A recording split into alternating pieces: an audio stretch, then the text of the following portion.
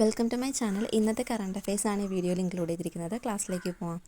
അപ്പോൾ first current affair എന്ന് പറയുന്നത് ലോകസുന്ദരി മത്സരം വീണ്ടും ഇന്ത്യയിലേക്ക് എന്നുള്ളതാണ്. അപ്പോൾ കഴിഞ്ഞ വർഷത്തെ വേദി നമുക്കറിയായിരുന്നു, മുംബൈയിൽ വെച്ചിട്ടായിരുന്നു.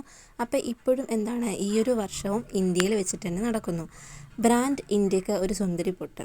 ഒരേ രാജ്യം തുടർച്ചയായി മത്സരവേദിയാവുന്നത് അപൂർവമാണ്. മിസ് വേൾഡ് ഓർഗനൈസേഷനുമായി നേരിട്ട് കൈകോർത്ത് തെലങ്കാന. ഇപ്രാവശ്യം തെലങ്കാനയിലാണ് നടക്കാൻ പോകുന്നത്.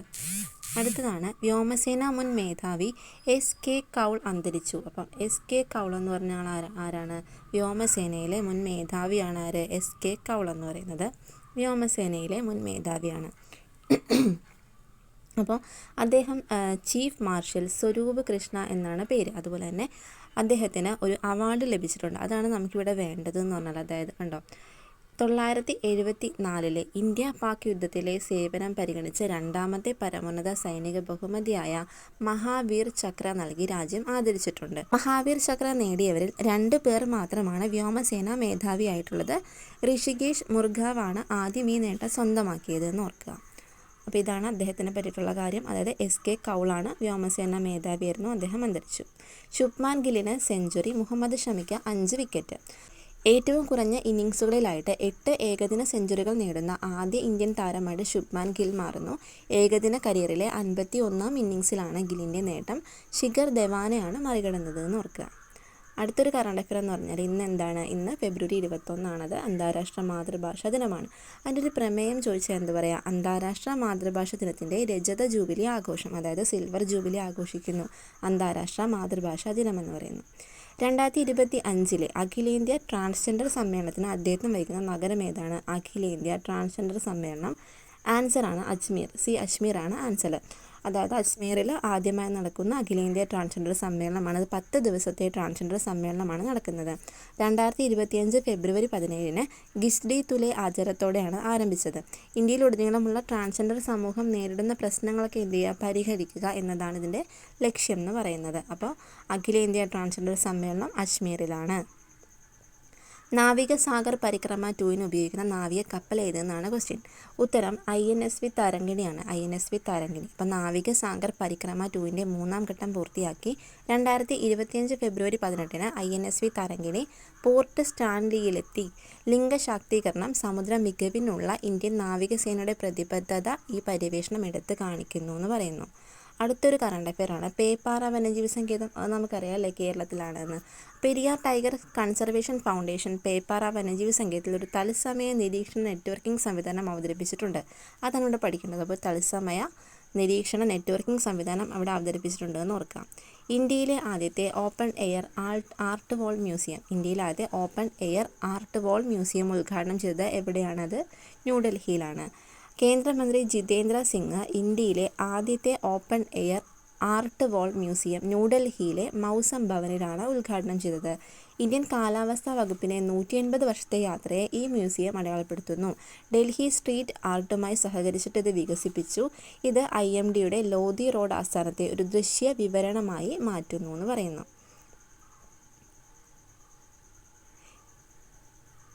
നിയമസഭയിൽ വിവർത്തന സംവിധാനം നിലവിൽ വന്ന ആദ്യ ഇന്ത്യൻ സംസ്ഥാനം. അപ്പോൾ ഇതൊക്കെ ഇമ്പോർട്ടൻ്റ് ആയിട്ടുള്ള കറണ്ട് അഫയർ ആയിട്ട് വരും. അതായത് നിയമസഭയിൽ എന്തുണ്ട്?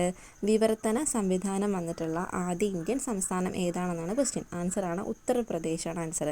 വിവർത്തന സൗകര്യമുള്ള രാജ്യത്തെ ആദ്യ നിയമസഭയായിട്ട് എന്ത് മാറുന്നു?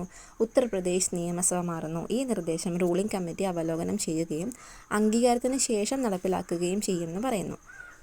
ഇന്ത്യ IALAയുടെ വൈസ് പ്രസിഡന്റായി തിരഞ്ഞെടുക്കപ്പെട്ടു. സിംഗപ്പൂരിൽ നടന്ന ആദ്യ ജനറൽ അസംബ്ലിയിൽ international organisation of aids to marine navigation. അപ്പോൾ അതാണ് എന്ത്? IALA international organisation of aids to marine നാവിഗേഷൻ്റെ വൈസ് പ്രസിഡന്റായിട്ട് ഇന്ത്യ അടുത്തിടെ തിരഞ്ഞെടുക്കപ്പെട്ടു. സമുദ്ര കാര്യങ്ങളിൽ ഇന്ത്യയുടെ വർദ്ധിച്ചു വരുന്ന സ്വാധീനത്തെ ഈ തിരഞ്ഞെടുപ്പ് എന്ത് ചെയ്യുന്നു? പ്രതിഫലിപ്പിക്കുന്നു എന്ന് ഓർക്കുക. അരുണാചൽ പ്രദേശ് അടുത്തിടെ ഒരു പദ്ധതി കൊണ്ടുവന്നതാണ് ദുലാരി കന്യ പദ്ധതിയിൽ മെച്ചപ്പെടുത്തലുകൾ പ്രഖ്യാപിച്ചു. എന്തിനാണ് ദുലാരി കന്യ പദ്ധതി എന്ന് ചോദിച്ചാൽ പെൺകുട്ടികളുടെ സ്ഥാനപരമായ ജനനങ്ങളെ എന്ത് ചെയ്യുക? പിന്തുണയ്ക്കുക എന്നതാണ് ലക്ഷ്യം. അരുണാചൽ പ്രദേശാണ് ദുലാരി കന്യ പദ്ധതി കൊണ്ടുവന്നത് എന്ന് ഓർക്കുക. കാലഹരണപ്പെട്ടതും ഉപയോഗിക്കാത്തതുമായ മരുന്നുകൾ മൂലമുണ്ടാകുന്ന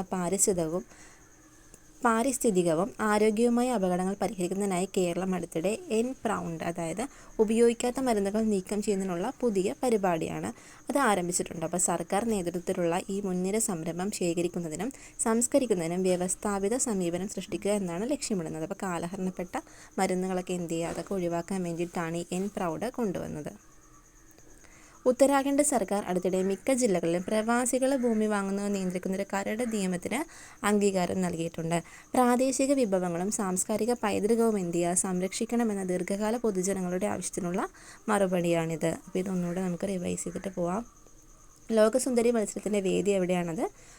തെലങ്കാനയിലാണ്. ലോകസുന്ദരി മത്സരത്തിൻ്റെ വേദി വീണ്ടും ഇന്ത്യ തന്നെ തിരഞ്ഞെടുക്കപ്പെട്ടിരിക്കുന്നു. വ്യോമസേന മുൻ മേധാവി SK കൗള അന്തരിച്ചു. അതുപോലെ ശുഭ്മാൻ ഗില്ലിന് എന്ത് ചെയ്തു, തുടർച്ചയായിട്ട് അല്ലെങ്കിൽ ഏറ്റവും കുറഞ്ഞ ഇന്നിങ്സുകളിൽ 8 ഏകദിന സെഞ്ചുറി നേടുന്ന ആദ്യ ഇന്ത്യൻ താരമായി തിരഞ്ഞെടുത്തു. അന്താരാഷ്ട്ര മാതൃഭാഷ ദിനമാണ് ഫെബ്രുവരി 21. പ്രമേയമാണ് അന്താരാഷ്ട്ര മാതൃഭാഷ ദിനത്തിൻ്റെ രജത ജൂബിലി ആഘോഷം. അഖിലേന്ത്യാ ട്രാൻസ്ജെൻഡർ സമ്മിറ്റിന് വേദി അജ്മീറാണ്. അതുപോലെ തന്നെ INSV തരംഗിണിയാണ് സാഗർ പരിക്രമ 2ൻ്റെ നാവികക്കപ്പൽ. പേപ്പാറ വന്യജീവി സങ്കേതം എവിടെയാണ്? കേരളത്തിലാണ്. ഓപ്പൺ എയർ ആർട്ട് വാൾ മ്യൂസിയം ന്യൂഡൽഹിയിലാണ്. ന്യൂഡൽഹിയിലെ മൗസം ഭവനിലാണ് ഉദ്ഘാടനം ചെയ്തത്. നിയമസഭയിൽ വിവർത്തന സംവിധാനം വരുന്നത് ഉത്തർപ്രദേശിലാണ്. അതുപോലെ തന്നെ international organisation of aids to marine നാവിഗേഷൻ്റെ വൈസ് പ്രസിഡൻ്റായിട്ട് ഇന്ത്യനെ തിരഞ്ഞെടുത്തിരിക്കുന്നു. ദുലാരി കന്യ പദ്ധതി എന്ന് പറയുന്നത് അരുണാചൽ പ്രദേശിലാണ്. പെൺകുട്ടികളുടെ സ്ഥാനപരമായ ജനനങ്ങളെ പിന്തുണയ്ക്കുക എന്നതാണ് ലക്ഷ്യം.